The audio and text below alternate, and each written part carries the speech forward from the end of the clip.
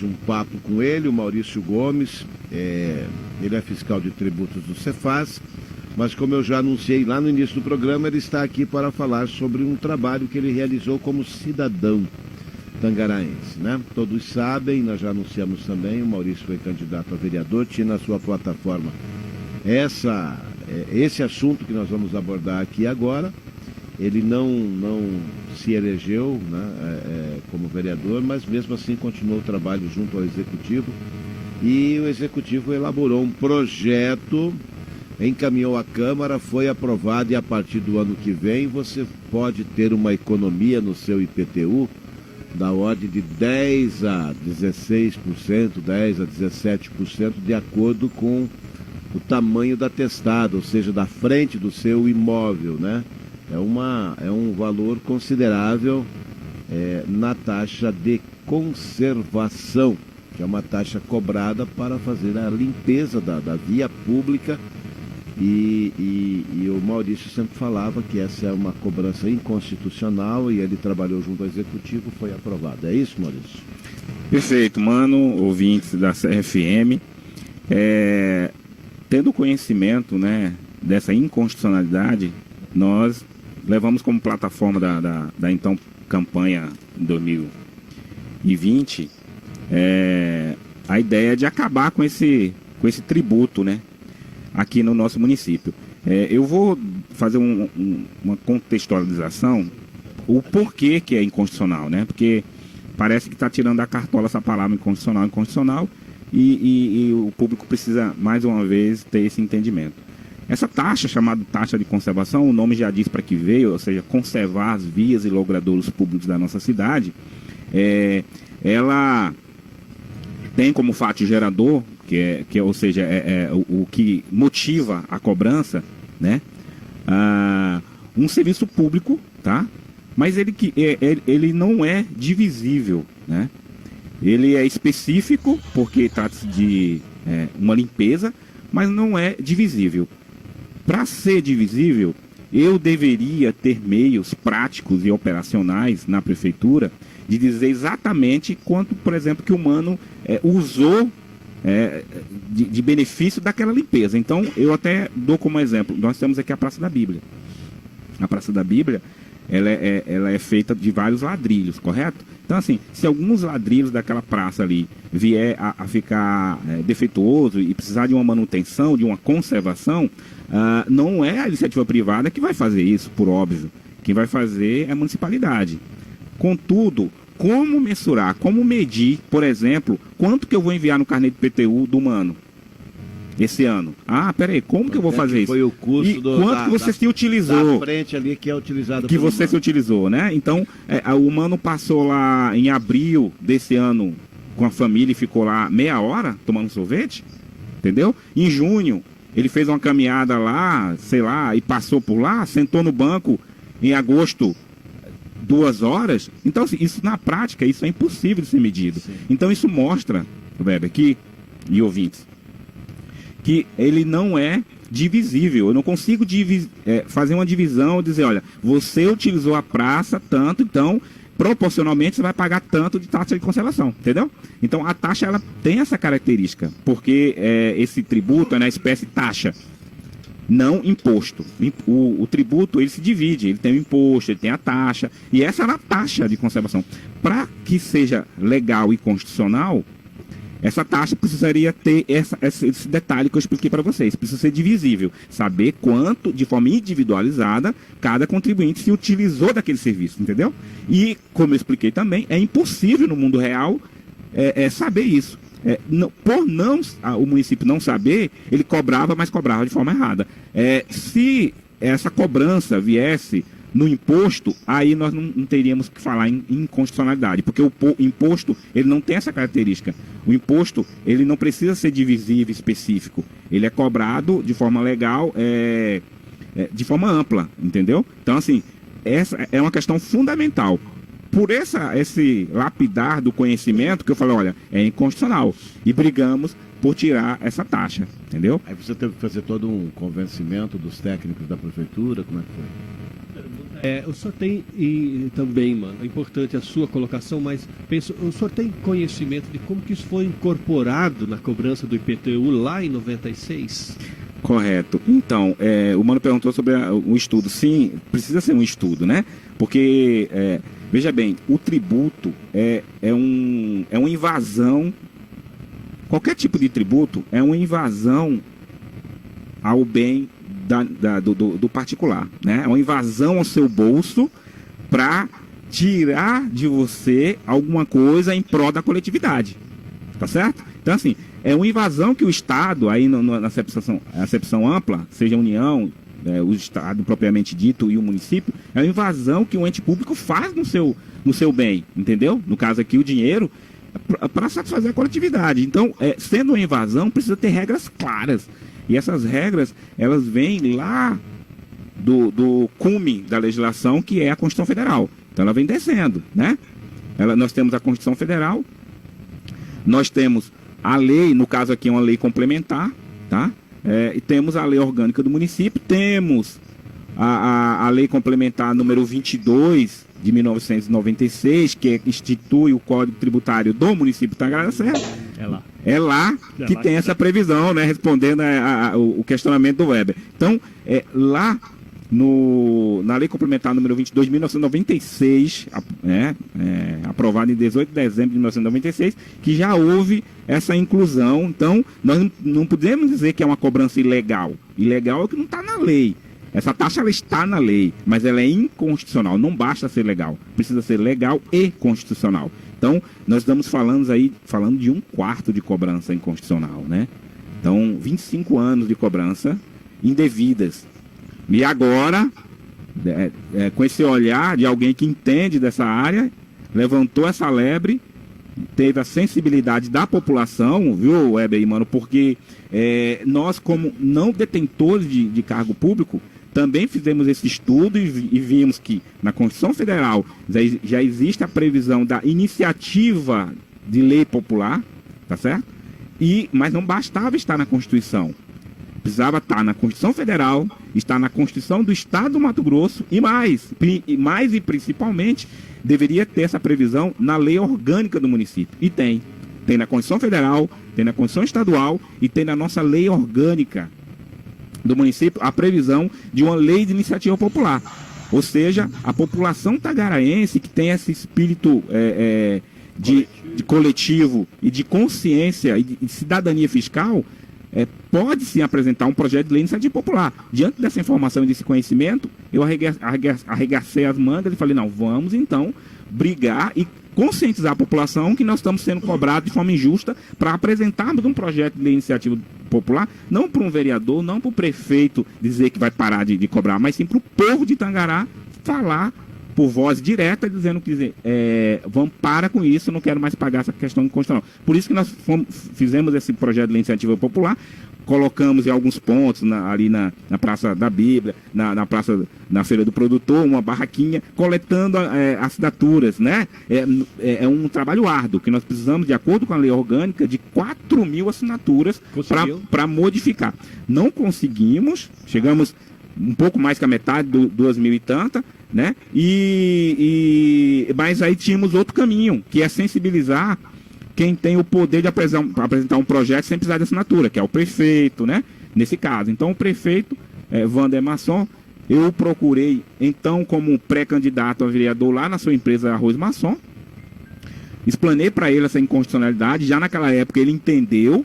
Aliás, não passei só pro então, pré-candidato Wander Masson, passei em todos os pré-candidatos. Passei pelo Wesley, passei por...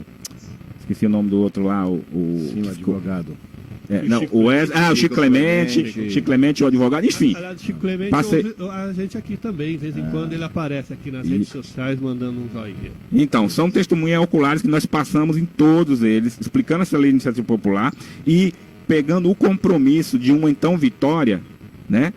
Que eles tivessem a sensibilidade de apresentar um projeto para encurtar esse caminho, porque dá muito trabalho colher assinatura. A população, ela recebe uma boa notícia, como fala, que não quer pagar, como nós estamos falando agora, mas não veste a camisa, infelizmente, não corre atrás dos seus direitos. Então isso dá muito trabalho.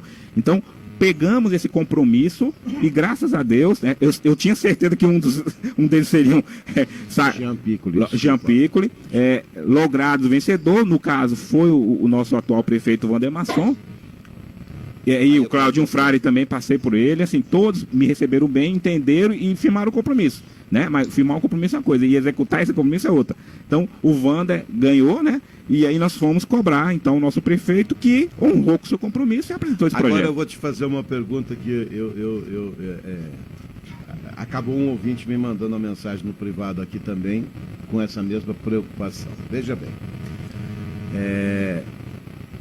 eu e mais um monte de munícipes aí, com tributos em dívida ativa, etc., foram até a prefeitura agora, renegociaram as suas dívidas, tiveram que deixar lá 10% ou 20% do valor total de entrada já, de acordo com a negociação, parcelado, com desconto, menos desconto, de acordo com o tempo. E tinha dívida. Agora eu te pergunto, 25 anos o município cobrando irregular, essa lei, que foi aprovada, prevê a devolução desses recursos cobrados de forma irregular pelo município ou não? A resposta para essa indagação é negativa. A lei ela só revoga os artigos que fazia a cobrança. Ela não entra no mérito para a restituição desses valores cobrados de forma indevida. O cidadão que entender que houve um pagamento e conseguir fazer prova desse pagamento, desse tributo que foi pago e que agora está sendo revogado pela inconstitucionalidade, ele tem o direito, tá, enquanto cidadão, de pedir aquilo que ele pagou de forma indevida. Cabe ressaltar, ouvintes que estão nos acompanhando agora na CRFM, que a legislação tributária ela não dá o direito de você recuperar isso de forma ad infinitum. Ou seja, nós falamos aí de 25 anos, então eu vou querer os 25 anos que eu paguei de forma indevida. Não, de acordo com o que tu pagou. Tô falando em 25, mas daqui a pouco o cara tem um terreno há 3 anos. Não, mas ainda que ele tivesse há 25 anos, eu quero explicar que a lei ela não permite que você fique cobrando até lá atrás, até Pedro Alves Cabral, não. Ela dá um delimitador. Então, se você acha que tem o direito e pagou e faz prova disso, você pode pedir a restituição apenas dos últimos 5 anos para trás. Há um delimitador, entendeu? Por isso que você precisa guardar os recibos dos últimos 5 anos. Guardar os recibos, né? A municipalidade já tem esse entendimento, né? Porque esse é um assunto de conhecimento geral, de que se você pagou de forma errada, você tem direito a receber. No caso dessas pessoas que por exemplo, que fizeram o PERT lá, que parcelaram, eles estão parcelando dívida de 3, 4 anos passados, às vezes até 5, ele pode, dentro desse mesmo processo, pedir a revisão, não pode? Tá, então, aí você entrou... Administrativamente, ou você acha que não? Olha, então, mano, eu costumo raciocinar com essa questão de pedir aquilo que você pagou de forma errada, como se fosse um garçom que você está num ambiente social e o garçom vem com a bandeja para lhe ofertar. E você vai escolher da bandeja aquilo que você vai querer pegar, por exemplo, entendeu? Então, assim, você pode escolher a via, mais, vamos dizer assim, a via que você vai ter uma resposta que vai ser a definitiva, que é a judicial, ou você pode ainda, depender da sua escolha, escolher a via administrativa. Você pode, sim, peticionar, requerer ao município, após a entrada em vigor dessa lei, né, principalmente, que você vai ter mais força, dizer, olha, eu quero... A lei já está em vigor, mas incide no imposto do ano que vem. Perfeito, então, eu até antes de vir aqui para conceder essa entrevista, eu fiz um apanhado no site da prefeitura e no site da leis municipais, e não localizei ainda a promulgação dessa lei. Ela foi aprovada na Câmara, tá certo? Já, por unanimidade, né? Foi unânime lá os vereadores, mas eu não localizei ainda essa lei, né? Provavelmente já foi autógrafo para o prefeito, mas eu não localizei ainda. Ela precisa ser promulgada até dia 31 de dezembro, inclusive, para ela estar vigindo a partir do 2022, tá certo? Então, como eu estava falando, a pedir essa restituição, depois dessa lei promulgada, dá mais força ao pedido, tá certo? Então, dá mais força. Por quê? Porque a motivação da lei, do projeto de lei... Não, o prefeito pode, antes do dia 30, falar, opa, estão querendo muita coisa, não vou promulgar isso aí. Não, sim, porque... Não vai fazer isso, não, eu digo assim, dá mais força para o contribuinte, né? Aí eu estou pensando no lado do contribuinte, dá mais força para ele, musculatura, porque se você pegar essa lei, ela vai ter o nascedor no projeto de lei complementar número 20, que foi o projeto lá... E se você for pegar a motivação desse projeto... está exatamente aquilo que eu expliquei para vocês. Não é um tributo divisível. Essa é a motivação, né? Não atende o Código Tributário Nacional. Por isso que está pedindo-se que revogue. Então, dá mais musculatura porque você apresenta a lei que teve como iniciativa e motivação essa inconstitucionalidade, entendeu? Então, assim, é muito difícil derrubar um pedido desse. Agora, nós estamos falando de área administrativa, né? Então você pode fazer o pedido na esfera administrativa e ter um sim ou não. Agora, na esfera judicial, não tem como correr. Não tem para onde correr, porque fatalmente... Você provou que pagou... Não, fatalmente a justiça vai te dar ganho de causa e você vai pegar esse tributo que foi recolhido, né? E que não deveria ser carreado aos cofres públicos. Agora, o que você falou, há uma especificidade maior ainda. Uma coisa é eu pagar o tributo sem parcelamento. Outra coisa é eu fazer o parcelamento. Então, se vai o carnê de IPTU para mim, eu vou lá e já pago ele na íntegra, né? Cota única, beleza. Não faço adesão a esse programa de parcelamento que você está falando, é uma coisa. Né? Quando você faz essa aí, há algumas vozes que falam o seguinte: você fez uma confissão de dívida, então você agora pagou por uma deliberação sua, você confessou a dívida, então agora você não pode pedir a restituição porque você confessou a dívida. Isso é uma lenda urbana, tá? Eu já adianto para vocês aí que há precedentes, inclusive no STJ, que é Superior Tribunal de Justiça, e no Supremo Tribunal Federal, STF, dizendo que, olha, você aderir e reconhecer uma dívida não traz, tá? A legalidade, exatamente, não traz a legalidade nem a inconstitucionalidade daquilo. Você apenas está aderindo a um sistema de parcelamento. Você não é o legislador para dizer, ou um juiz para dizer se aquilo é constitucional ou inconstitucional. Mas ou seja, você parcela e aceita as condições que lhe são impostas, ou você não tem certidão para nada. Sim, concordo. Aí você tem um dinheirinho na conta, eles entram lá, a justiça pega. Deixa eu só esclarecer, eu não estou aqui... Claro. Não, eu estou falando assim, eu concordo com o que você está falando, e essa é a prática do dia a dia do cidadão e das empresas, principalmente, que precisam de certidão negativa, né?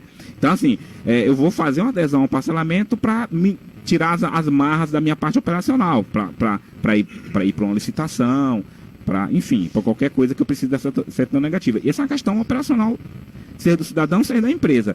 Mas o que eu estou querendo colocar é que isso não tira o direito de você pedir de volta aquilo que você pagou inconstitucionalmente. Aquilo que você não deveria ter pago de forma inconstitucional, entendeu? Então, há algumas vozes em algumas administrações públicas que dizem, não, se você pedir a restituição, que a gente chama de restituição, sim, né, claro, ou repetição do indébito, eu não vou conceder, eu vou indeferir seu pedido porque você aderiu a um parcelamento e você confessou.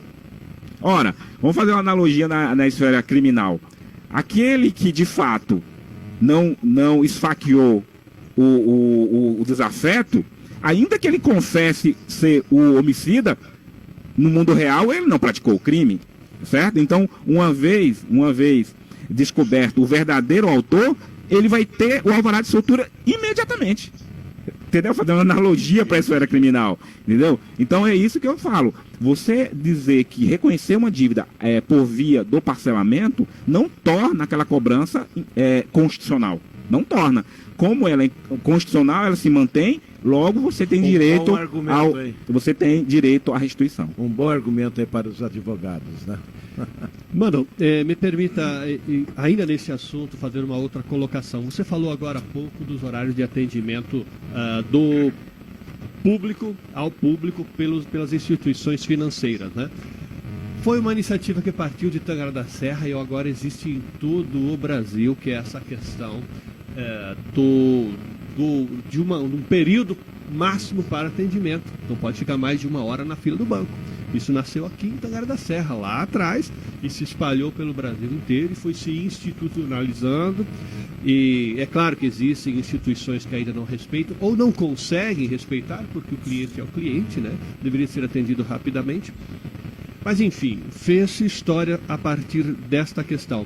Eu só diria que esta nova legislação, vamos dizer assim, vai se espalhar também, porque Tangará da Serra é um município polo, os olhos de todo o Mato Grosso estão voltados aqui para Tangará da Serra, e uma novidade como essa pode se espalhar, ou não?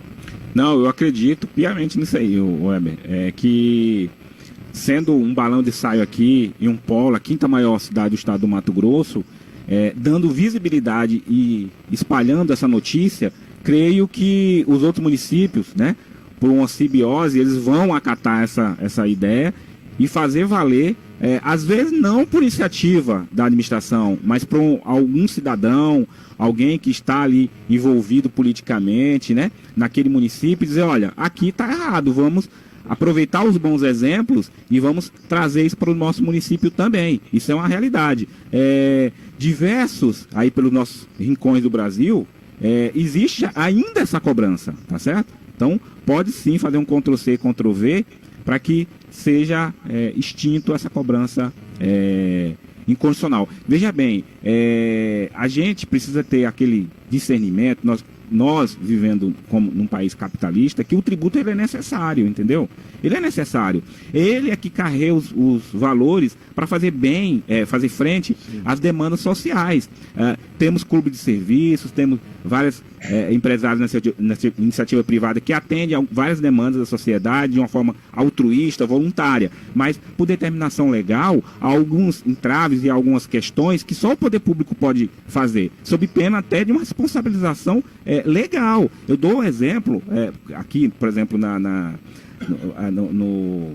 aqui nós estamos aqui a rádio e aqui a Cefaz está localizada na Parque das Mansões.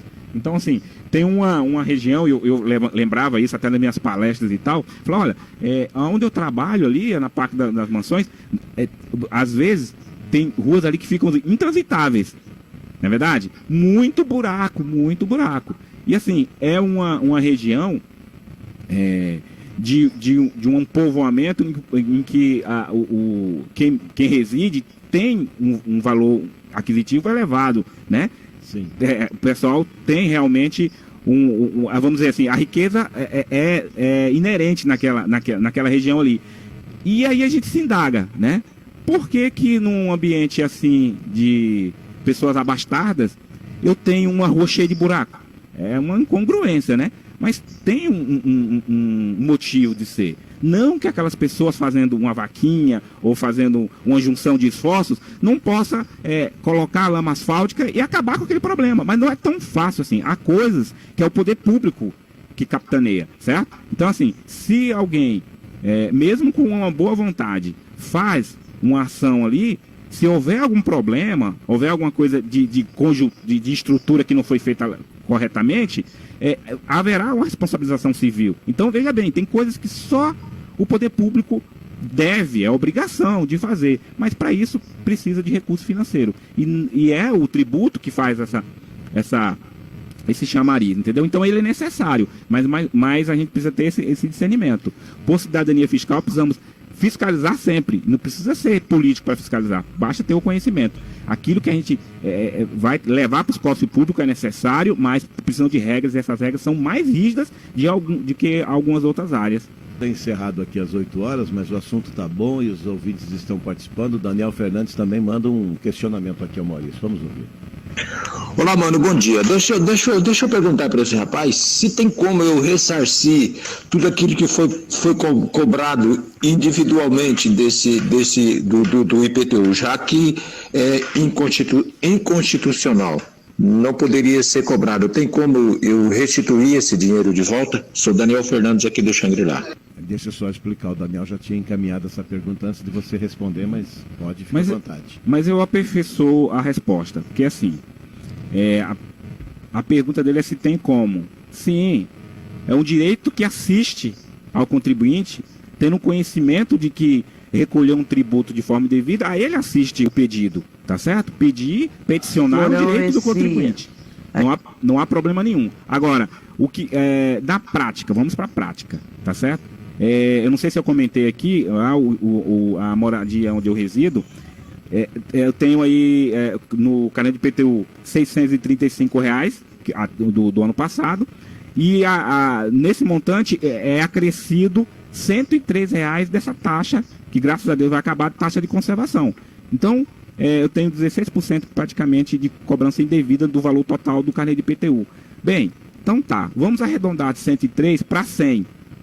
Vamos arredondar de 103 para 100 para facilitar o raciocínio. Então tá, então eu posso pedir como cidadão a restituição? Posso. Na prefeitura? Posso. Posso chegar lá e fazer o requerimento? Posso. De preferência o ano que vem, porque a lei já vai estar em vigor. E aí, como eu falei, eu não vou pedir 10, 15, 20 anos para trás que eu paguei de forma indevida. Não, eu vou pedir só 5 anos. Então, se cada ano eu paguei 100, eu tenho o quê? Tenho R$500 atualizado, né, monetariamente, atualizado monetariamente, para receber. Tá, mas vamos raciocinar com valores nominais, R$500. Bem, se eu for lá na prefeitura fazer o requerimento e aí eles me devolverem, tá deferido, eu não vou ter muitos custos. Eu vou só lá pessoalmente e tal e fazer requerimento. Aí vai. Eu diria que de forma individualizada, como cidadão que tem um imóvel só e tal, não vale a pena. Não, se a prefeitura tratar isso de forma tranquila, você vai ter aqueles quinhentão ali, sem problema. Agora, se judicializar, eu entendo, de forma individual, eu, cidadão, com um imóvel aqui na cidade, eu entendo que não compensaria. Por quê? Porque você vai pagar os honorários do advogado, que fatalmente vai ser maior. Só se o advogado fizer um pro bono. Pro bono é uma advocacia voluntária ali, né? Que você não vai... Só se você achar pro bono, mas se não achar pro bono, você vai pagar um honorário bem maior que R$500. Então, não é razoável e não vai valer a pena. Agora, se eu sou um cidadão que eu tenho 10 imóveis na cidade, né? Aí já iria compensar. Eu iria verificar isso, tentar administrativamente se for denegado, pedir judicialmente, mas estou falando de 10 imóveis. Vamos somar e ver quanto que o advogado vai cobrar. Se vale a pena, eu entro. Entendeu? Essa é a questão que você tem que analisar. E essa é uma questão, na verdade, que ajuda muito com que muitas instituições que são reclamadas aí nos PROCONs e tudo, continuam agindo de forma irregular, porque sabe que a pessoa não vai entrar com ação, etc., infelizmente, né? Bom, nós encerramos aqui a fase de perguntas. O importante, mano, é que tudo leva a crer. O prefeito estará aqui amanhã, e aí nós perguntaremos. E a sanção do projeto 020, né? Como é que está? O mais importante de tudo, mano, nós vamos acompanhar essa semana. Vai deixar de ser cobrado. Haverá a possibilidade de ressarcir recursos, sim ou não? Isso é um outro departamento. Pelo menos estancou. A partir de agora não cobra mais. Tá certo. Maurício, obrigado por sua vinda aqui ao nosso programa e por sua contribuição. Isso aí, eu acho que os contribuintes têm uma dívidazinha contigo aí para o futuro, porque realmente não parece ser assim, parece ser insignificante, R$100 e poucos, mas coloca isso na conta da pessoa que conta lá todos os meses o dinheirinho para pagar tudo, soma, ajuda muito, né? Ajuda com certeza, e nós estamos falando de uma forma pontual, né? O que a gente não paga de tributo, tá? Então, assim, mais uma vez levantando, eu não sou contra tributo, até porque eu sou fiscal de tributos. Eu entendo o valor social que tem, só que tendo conhecimento de como se dá a regra do jogo, né? É igual aquele do setor futebolístico. A regra é clara, né? Ou seja, a regra é clara, vamos cumpri-la. Saiu da regra, tá errado. E quem tem um conhecimento tem um dever, entendeu? Acho que como cidadão. Sim. Então, essa ação, mesmo como campanha que eu trouxe na minha campanha para vereador da última eleição, ainda assim é uma cidadania fiscal. É tanto que eu não parei, tá certo? É uma cidadania fiscal. O povo brasileiro precisa ter mais esse discernimento. Inclusive seria até bom ter essas questões nas grades curriculares das escolas para plantar essa semente já na gurizada, para ter esse conhecimento. Isso é cidadania fiscal. Então ganha humano, ganha... Isso não é do interesse de alguns, não. Pois é, mas deveria, porque... Começa a aparecer como temas transversais. Transversais, a financeira e aí a tributária, a fiscal.